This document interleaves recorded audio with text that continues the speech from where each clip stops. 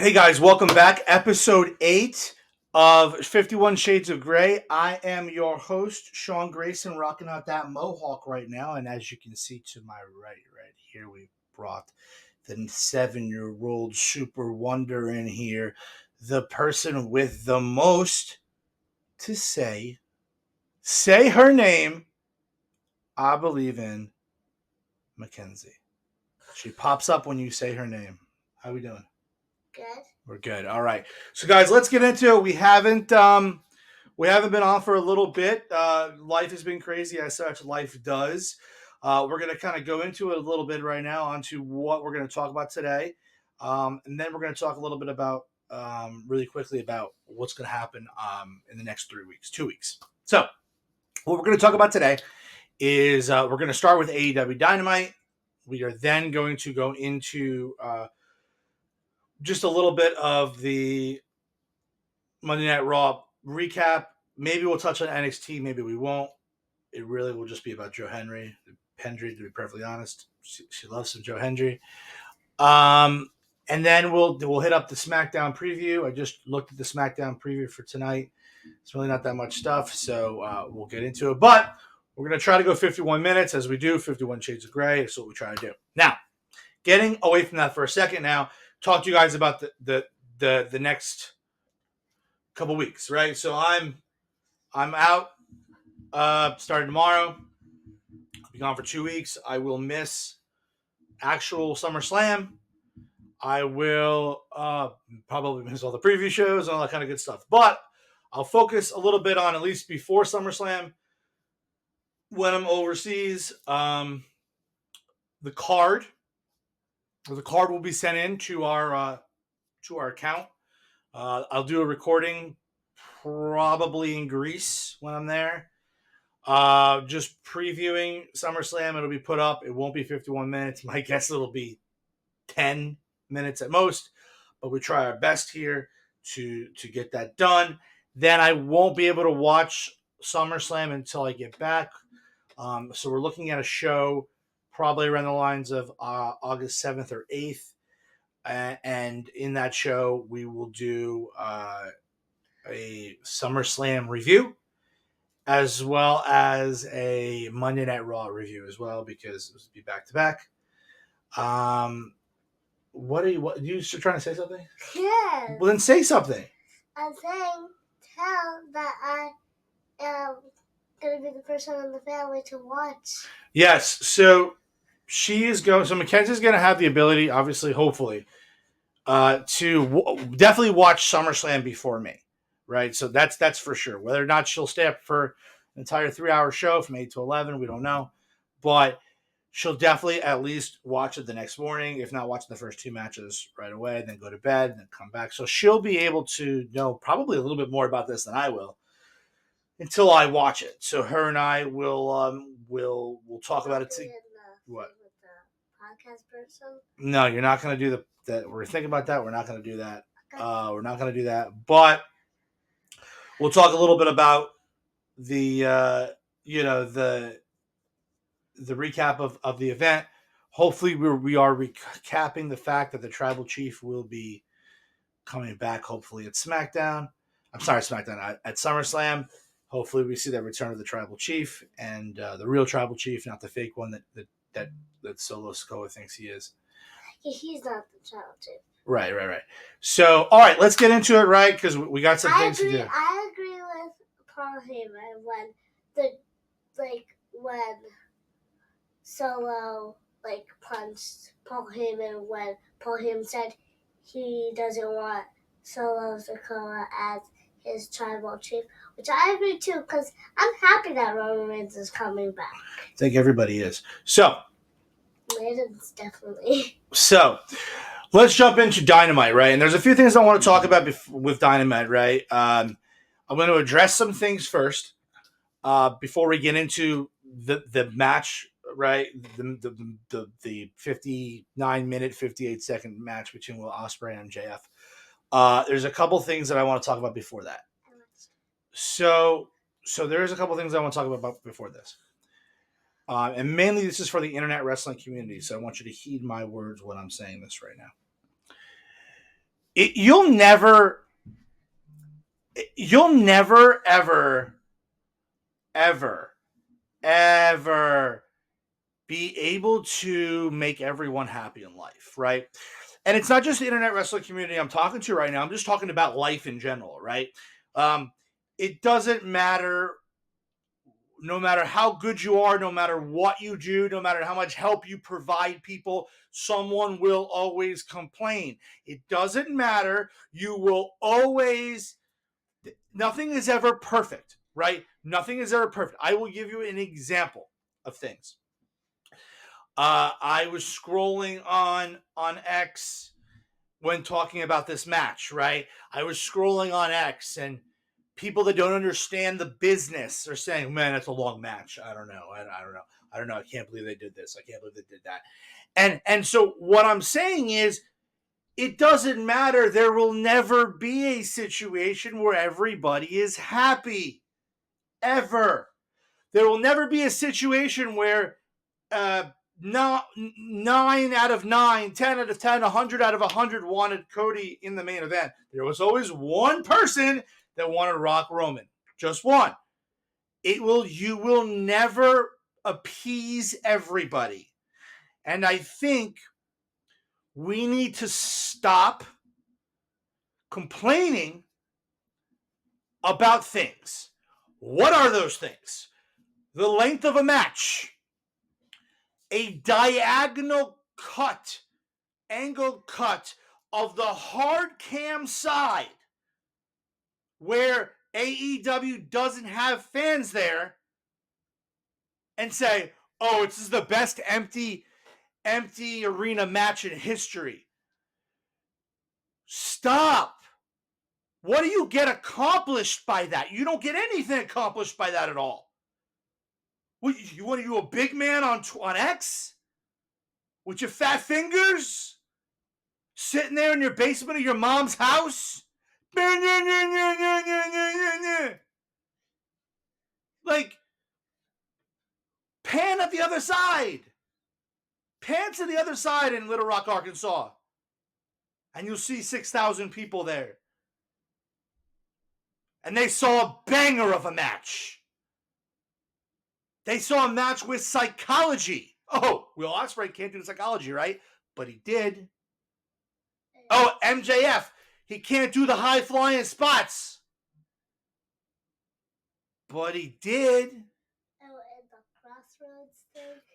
Right, we're throwing in some crossroads. Will Osprey crossroads. I was like crazy about that. I was like, what the heck? It was amazing. It's like, tell me about it. Talk about it. Talk about it. You watched it. It's like if in WrestleMania when Roman Reigns tried to do a crossroads. Because he messed up, first of all. That was a bad idea. Because you're doing it to Cody. I would understand if he was doing it to like maybe Kevin Owens or Ramsey Orton. But to Cody, because it is technically Cody's move. So doing it to Cody might make it worse. So, yeah. Listen, it was a nod to Cody. Some of Will Ospreay's moves, Cody does as well. The Oz cutter, the Cody cutter, it's the same stuff. But the general idea is this match was great, and let me tell you why it was great. We talked a little bit about psychology. That's great. We talked a little bit about the being able to work together. You know, MJF and Will Ospreay, and I knew that there was going to be the chemistry was unreal. But what I thought was really cool and what really got me was this match. There's going to be a rematch at All In, right, in London. I know this. It's because, and what's great is the fact that MJF cheated to win the title at the end. But what was interesting was what's interesting was not the fact that he cheated to win the title. Forget about that. See, what I thought was going to happen in this match was we're going to do a nice 60-minute draw, right? No winner, draw. take it to the next thing, and then boom, we have it all in. Now, it didn't do that. They got us in the last 2 seconds. It was great shock value. The other thing, talking about, again, the internet wrestling community and their nonsense, their fickleness, right? I remember when Daniel Bryan in WWE was like, everybody's fickle, right? Talking about that 60-minute 60-minute match, or almost 60-minute match, we have other people saying, oh man, Ric Flair used to do 60-minute matches all the time on house shows. Ric Flair is not wrestling a Will Osprey match. I feel like Will Osprey would win if that was happening. If it was a Will Osprey match, the idea is stop saying this would have been better if we did it this way. Just stop. Yeah. This is the biggest problem is, and I'm going to speak to it like, again, I've always said I'm just a fan, right? We're just a fan. Nobody got to listen to my opinion if you don't want to. Just a fan to what? Just a fan of wrestling. Just a fan. I'm not just a fan. What do you mean you're not just a fan? I'm a crazy fan. Okay. Yes. But here's the thing. What I mean by... You scream if, like you literally screamed when Cody won, because you were there. Yes, but you're still a fan. It doesn't matter if you're like a crazy fan, you're still a fan. What I mean by that is... And if you know what this means for wrestling... That means an injury. No, it doesn't. It also means CM Punk. Yeah. Okay. So, what I mean by a fan is you don't have to believe in my opinions or anything like that. At the same time, if you're not listening to my opinions, I don't care about yours either. Yeah, it's a little harsh. I'm saying that right now. It's a little harsh. The reason why I'm saying it's a little harsh is I am tired of the nonsense that's on X and Instagram for every little thing. Every little thing. Why can't you appreciate it? Just appreciate what's going on. Dude, these guys, I'm a curse. These guys, and I don't curse on this podcast, but these guys bust their ass. 59 minutes, 58 seconds. If they mess that up, boom, we got a draw. It was targeted perfectly. The match spaced out in time. Like, it's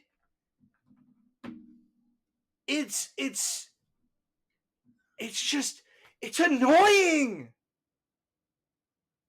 Like, it's so annoying. It's so annoying. It's blasphemous. It's childish. It's somebody who thinks that their opinion matters. And I'll be honest, my opinion doesn't matter. Dave Meltzer's opinion doesn't matter. Ringside Review doesn't matter. They're just talking points.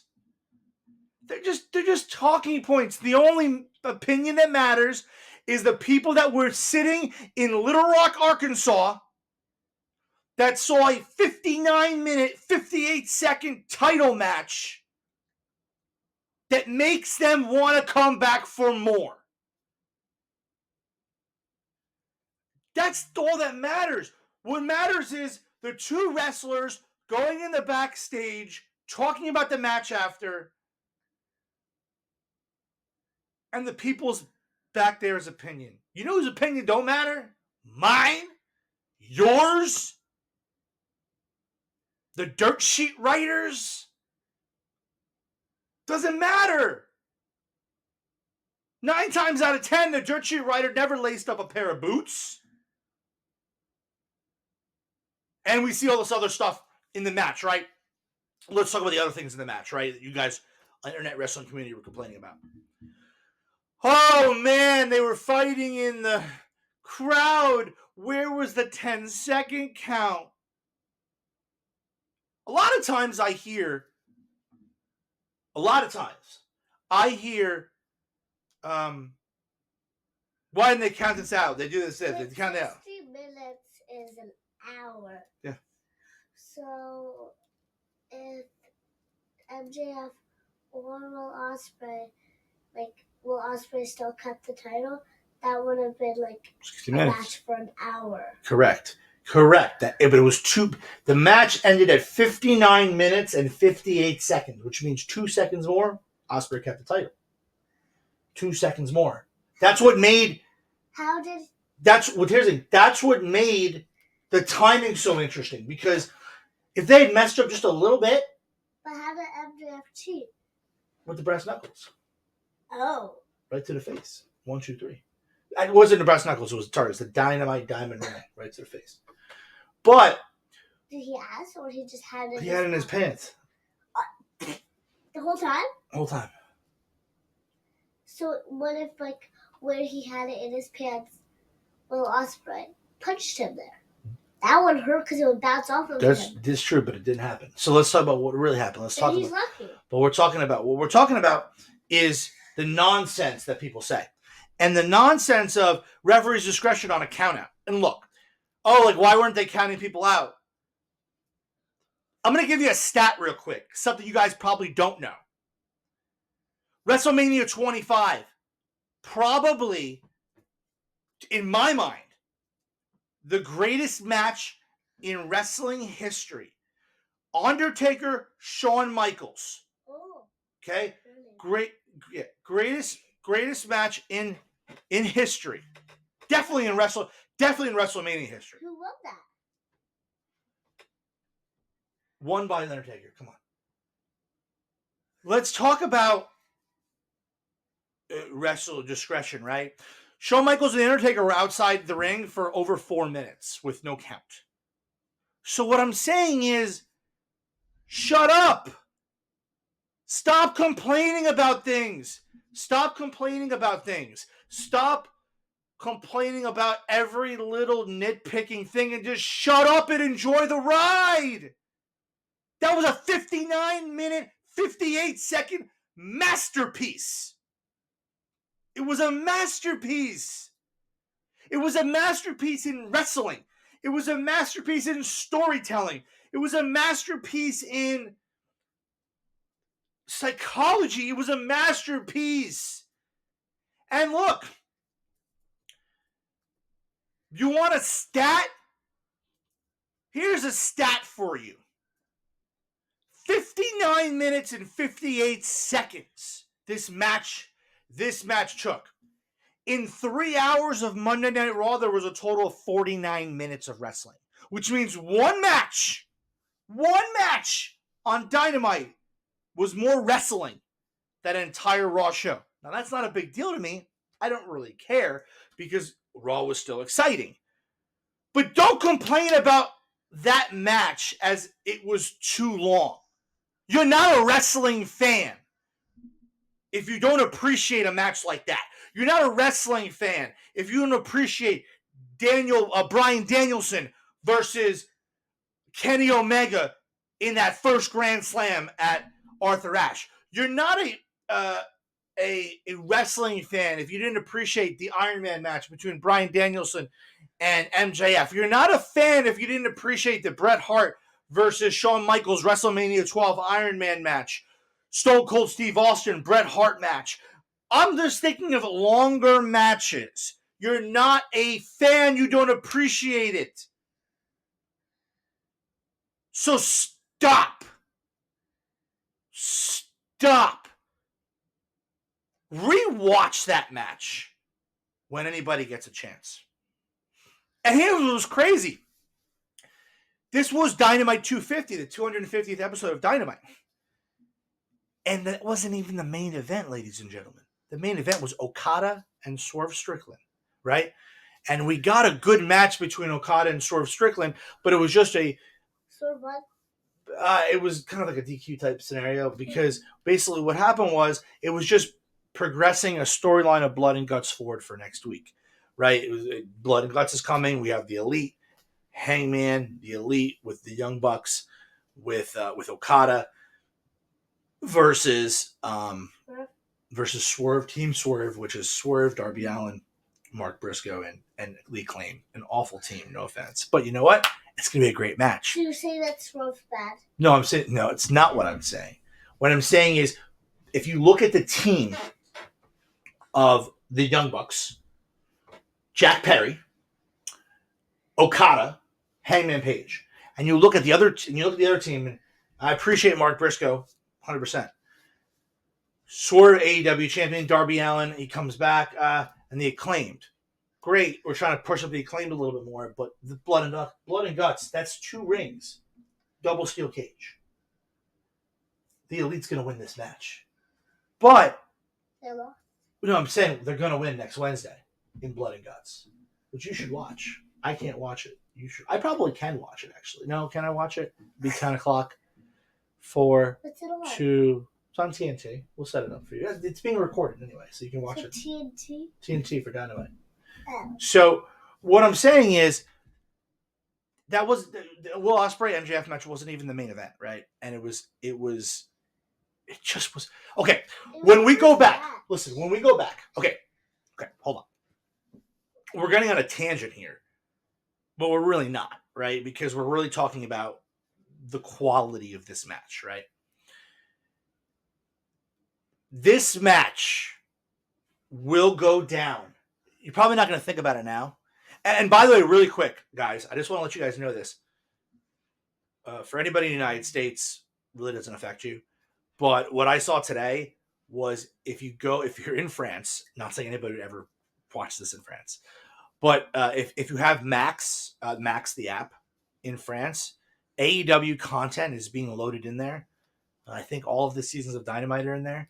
I think all the seasons of Collision, I think, and maybe definitely not Rampage. I don't know, but I think a few pay-per-views are in there. So it's coming.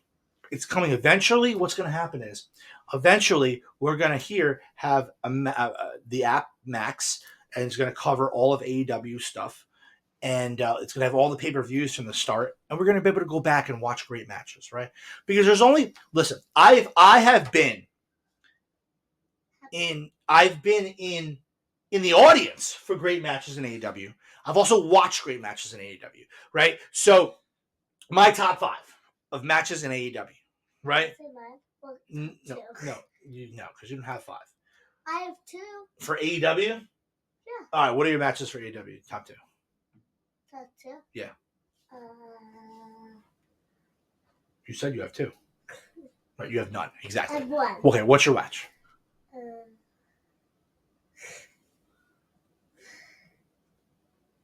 Like I said. Well, this is kind of not a match. What? It's not a match. What is that? It's a talking, so I'm going to forget. Okay, well, that doesn't matter then. Okay, so my top 5 matches in AEW, and it's not in any particular order, right? At all. Dustin versus Cody Rhodes. Britt Baker versus Thunder Rosa. Bryan Danielson versus Kenny Omega. The Young Bucks versus the Lucha Brothers, and what we just saw. Now, I was in the attendance for the Bryan Danielson Kenny Omega match. I was also in attendance for Swerve and Will Osprey, and that was amazing too. But what I saw on Wednesday was unbelievable. Go back and watch it. Experience it again. It was a masterpiece, and what we're seeing in MJF. Actually, that was my one. It's the only one you remember. And what we are seeing is we all knew how great Will Osprey is. We all know that. What we're seeing is just how good MJF is. We know MJ. Every time we talk about great matches, pretty much in AEW, a lot of them are around MJF, and I know that I didn't give like a top 5 MJF right there, but I can rattle off a 5. I can rattle off the Iron Man match with Bryan Danielson, the dog collar match with CM Punk, the Dog? the dog collar match, with the You color dog? no, it's a dog collar. It's just with it's the chains around their neck, like a dog collar, like a collar. Oh. And Riley has one. right, Riley has one, correct. Well, different kind of dog collar. And what essentially happens is you have these matches that MJF is doing, MJF versus Hangman Adam Page, MJF versus Adam Cole, right? So like he just rises to the occasion. He's only going to keep going, right? He's so young. Now, 26 minutes into this, we went on a little bit of a rant. I don't want to cover much else in Dynamite because I want to get over to Monday Night Raw, because I've already blasted everybody for the other things. I want to get back to Monday Night Raw because it was the return of Rhea Ripley. What did you think about the return of Rhea Ripley? I was so surprised because when my dad showed me it wasn't this Monday. It was the Monday before that he showed me it on the Tuesday morning. And I was surprised, and I was talking to him about something like a match versus Liv Morgan and Rhea Ripley, which is happening. But I was just like thinking of it in my mind and like telling my dad, and I'm like, well, before I say that, when is Rhea Ripley coming back? And then I wonder in my head, he doesn't tell me. He's like with a weird face. I'm like, what? In my mind, like, why does he have that face? And then I'm like, well, maybe at SummerSlam there's gonna be a Liv Morgan and Rhea Ripley match, and he just didn't answer me. So then I turned around, looked at the TV. He was fast forwarding.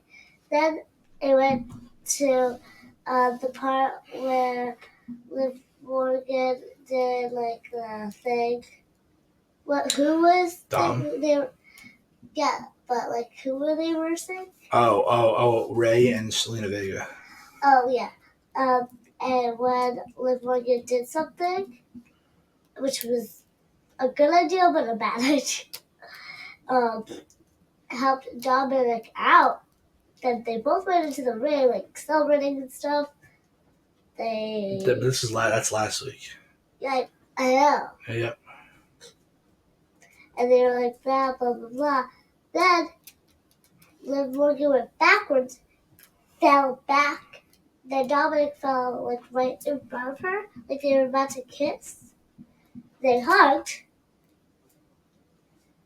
And then, when they were about to kiss on the ground, Rhea Ripley showed up. And speaking of when Rhea Ripley showed up, the thing that she does where you like put your leg up and like that stomp thing, I learned how to do it. So let's talk about now. So that was 2 weeks ago, but now wait, I need to say something else about this Monday. Sure.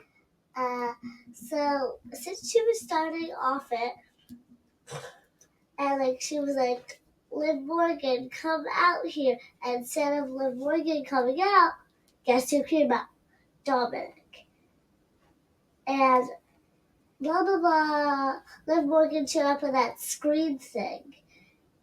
And speaking of, Dominic came out with Black. But what did you think about the I thought about, because everybody's seen the episode. But what have you thought about it? I thought sad for Dominic because he kept trying to like say sorry to Rhea Ripley and like give her the flowers, but I kept feeling sad. Then Damien Priest showed up like trying to talk to Dominic. So Rhea Ripley shut the door on Dominic. Mm-hmm. And I'm like, in my mind when I see that, I'm like, I wonder how Dominic feels. So, and before Dominic came out, when Rhea Ripley was talking, when she said like my return, blah blah blah from last week, well, she was saying that because it was for her when it was Monday. When she was saying that, she was talking about a match for Liv Morgan and her in SummerSlam, which we all thought was gonna happen and is happening. But what I was like surprised. I was like, I thought Liv Morgan was about to come out, but then Dominic comes out, and I'm like, what the heck? I already explained this, but then when Liv Morgan comes on the screen, she's sitting in a chair with the title in her hand, and she's saying a lot of things. She's saying a lot of things, like, and she's saying to, like, saying, oh, hi, Dominic, and, like, guess who's back? Mommy. So And did you like the segment? Because I feel like you're going on a little bit with the segment here. Okay, we got with three. No, I understand that we have He's my second favorite. I get it. We have a 3-hour show to cover. Okay, so you liked the segment, right? You Yes. enjoyed the segment, yes or no? Yes. Okay. My second favorite. Okay. So basically, I thought it was a good segment. I thought we're getting to where we need to go, which is great. This is not what I want to talk about right now. What I want to talk about is this. I want to talk about the Wyatt Six for a second here. So the reason why I want to talk about Wyatt Six, first off, we got another tape. This time was about Eric Rowan, which I thought was great because we really got to know Eric Rowan really well. And I thought the tape was great, was done. At the same time, while this tape was going on, Chad Gable was sitting there running backstage, talking to Adam Pearce, saying, "Hey, I'm gonna call out Bo Dallas tonight because we know he's in the building." Great, okay, weird. All right, fine. Flash forward a little bit. Again, it was a great tape. Chad Gable gets in the ring, calls out Bo Dallas. Bo Dallas starts walking out, gets attacked by the Creed brothers, and he starts getting his butt kicked. And every time he gets his butt kicked, he's laughing about it. At the end of the laughing, he looks up and he says, I think it was along the lines of saying something like, there you are. Boom, the music hits, the Wyatt Six group comes out, stare down between the Creeds and Gable, and they retreat. And I want to talk about this for a second. We're in very shaky territory right here. Very shaky territory. Let me explain why we're in very shaky territory. What does that mean? Means the storyline could either go one way or another, and I'm worried that it might go the wrong way. Let me explain. Again, this is just my opinion here, right? So you don't have to listen to it at all. But every time they do a vignette or a tape and stuff like that, I think it's great. Phenomenal, right? I think I think that it's good every time that they do it. The problem is that I think it's the wrong group that they're going against right now. Okay, so you have Chad Gable, which is fine. You can attack Chad Gable all you want, but then you have the Creed brothers joining Chad Gable, and now they're going to feud against the Wyatt Six. And so who really takes the loss? Is there a match? It's a little confusing. I know we're showing Bo Dallas as a sympathetic figure, so they're not heels. Are they faces? Are they just scary? Do they run amok? Explain this all to me. Let me walk through why I'm mad about this. The first episode that we see the Wyatt Six take over, the first episode,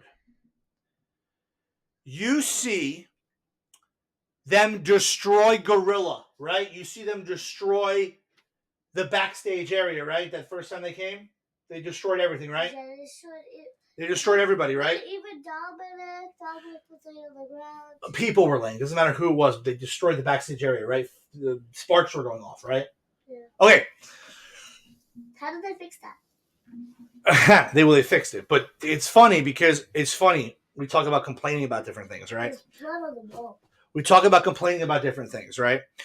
And I talked to you guys in the first earlier part of this episode about how the internet wrestling community just gets annoyed about things and little things, right? Um, and so here I am about to talk about a little thing that I think it's not that big of a deal, but it tends to, if you're trying to raise credibility to the story, if you're trying to raise credibility to the story of them, um, you have to think about this. If you destroy Gorilla, right? You destroyed Gorilla a few weeks ago. The position, if you destroy that, and then they come out of that same place a few weeks later, passing by all the people that they destroyed, it doesn't kind of add up. I don't know. I don't know where their story is going. Again, I'm worried that this is leading to a match at SummerSlam. I don't want a match. I don't want a match. I just want them to keep raising hell, pop on different shows, go to TNA. I don't care, but keep it as alluring and exclusive and a spotty surprises. But right now, if you go to just a regular match, I don't know if I'm for it. No one really cares. Make it just not a regular match, like a normal match. Okay, you're talking about this is something we need to talk about. Okay, so right, some kind of supernatural match, maybe, right? But here's the problem, and I'm a huge Bray Wyatt fan. I'm a huge Fiend fan. Oh, yeah. But every time the Fiend had a match, there was always some problem with it. Seth Rollins Hell in a Cell in the red, I call it the red Hell in a Cell, with atrocity in the decision making where that's concerned. Then there was the Randy Orton match. Then there was the LA Knight match. All of the pre stuff going up didn't, when the match came around, when the bell rang, didn't, I don't know, it just didn't click. It just it doesn't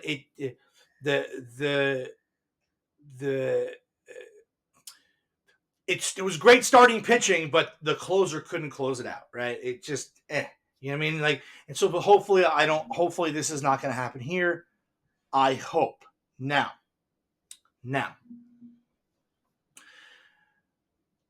there's a lot of other things that happen on Raw. Damian Priest, Gunther, stare down.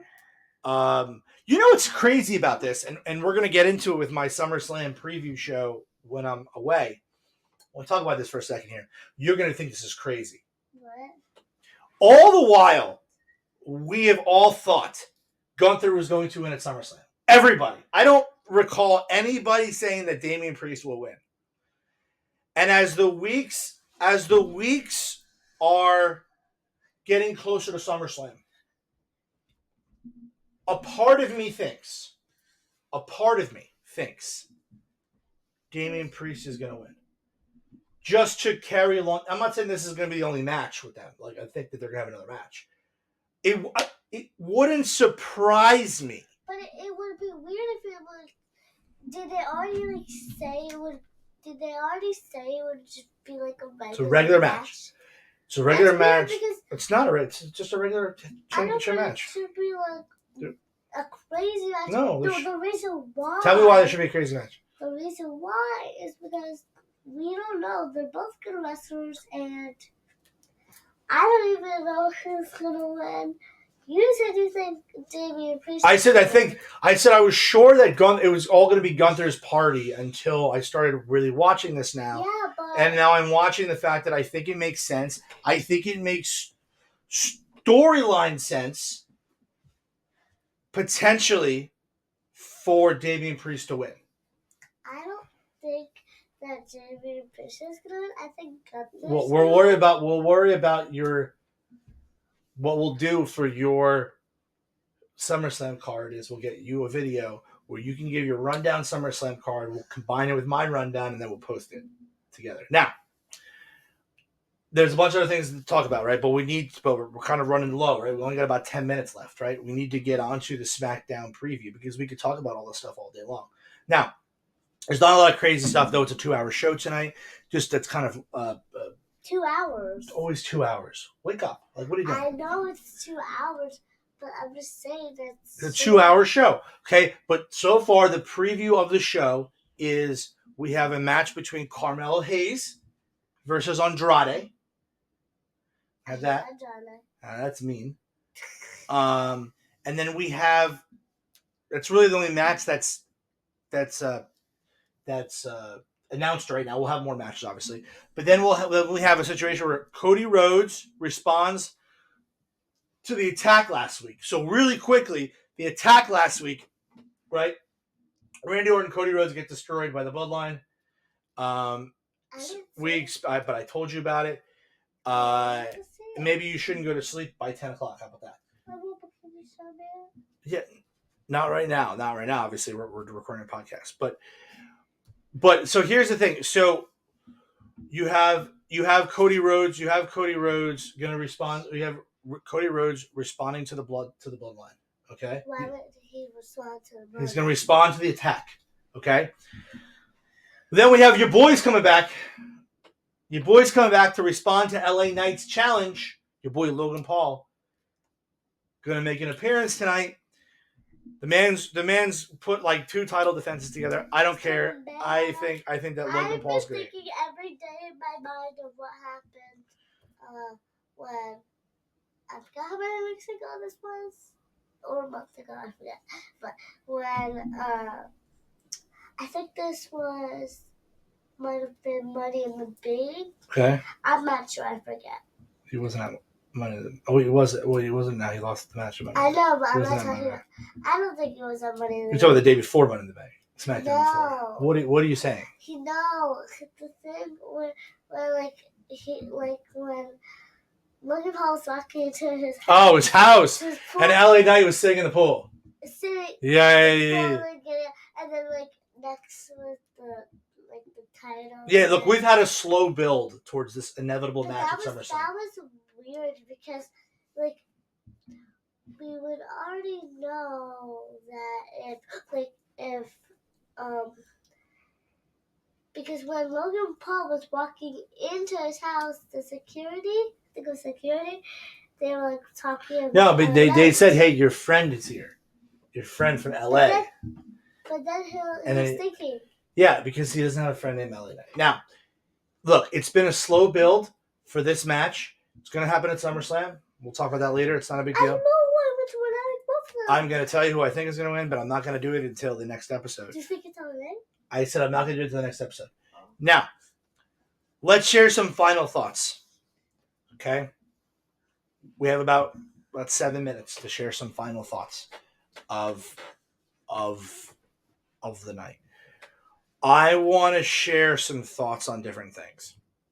So I know I blasted the internet wrestling community. I blasted the people who are in their basement of their parents' houses, thinking that they know what's right, the Dave Meltzers of the world, the star ratings, all the nonsense. So I don't want to blast those things here at all. What I'm going to simply say is I think that we as wrestling fans have crazy wrestling fans have forgotten what it's like to just be a fan, not a crazy wrestling fan. What I'm saying is a fan, and what I mean by that is to sit back and to watch. What do you mean you forget? I think that people are so involved with wanting to get on X and on Instagram and saying like, oh, look at the spot here. Look at this there. Look at this there. Like, just watch. Just watch it happen. Watch the storyline. These storylines that Paul Levesque is telling, the storylines inside of AEW that they're somehow doing storylines now, which is great. That I think you fail to care about why we fell in love with it in the first place. And we fell in love with it in the first place by watching, pretty much watching two guys, two girls, a tag team, essentially giving it their all in the ring for the betterment of the enjoyment of us. And I think we get away from that. I think that that's very difficult um, to get back to because we're so consumed with what did X and what did Instagram say, and it's annoying. And you know, I look back on what has been, I think, a great 3 year run, 3.5, almost 4 year run for the WWE. 3.5, about 3 years, so 2.5, 3 years run for the WWE, and the run that AEW had prior to that, and now WWE's run is kind of skyrocketing, and they're not competing with each other, but we think that we are, right? We're not. AEW needs to stay in their lane. WWE already knows to stay in their lane. And I think about it in a way that says we should be fortunate because without AEW, without TNA, without New Japan, without CMLL, without AAA, without any of those things, we just have the WWE. And that's not the only game in town. We should be fortunate. We're living in the golden age of wrestling, the wrestling renaissance, the revolution, the re-come up. Just sit back and enjoy it. Don't ever talk about saying my name because he appears. So I want to talk about that. This man, Joe Hendry, is something else, right? He's something else. That damn song is so catchy. I believe it. I believe it. Joe Hendry.